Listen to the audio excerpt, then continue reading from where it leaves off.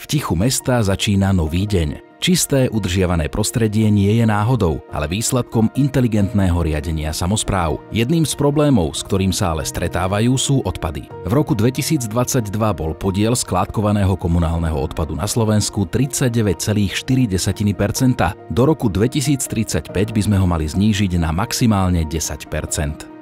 Riešenie na monitoring odpadov z našej spoločnosti GX Solutions prináša samosprávam niekoľko benefitov. Možnosť evidencie zberných nádob, efektívnejšiu logistiku zvozu a v konečnom dôsledku transparentnú správu odpadov. Každá smetná nádoba je označená nálepkou s čipom, ktorú následne nasníma zberové vozidlo vybavené čítačkou. Dáta o samotnom výsype a váhe sú automaticky odosielané do nášho informačného systému. V reálnom čase dokážeme monitorovať odpad v celom meste.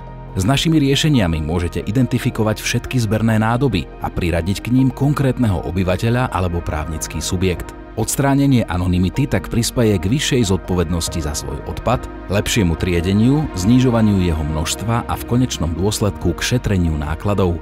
Technológia, ktorá zabezpečuje transparentnosť na každom kroku. Digitálny zber odpadu poskytuje dáta, ktoré vám umožnia robiť správne rozhodnutia. Navyše, súčasťou nášho systému sú aj inteligentné zámky, zabezpečujúce prístup k nádobám len oprávneným osobám. Zber odpadu nikdy nebol efektívnejší, prináša vyššiu mieru informácií o množstve odpadu, jeho zvoze a v konečnom dôsledku aj optimalizáciu nákladov. S našimi riešeniami na váženie a monitoring odpadu je budúcnosť čistých miest a obcí realitou.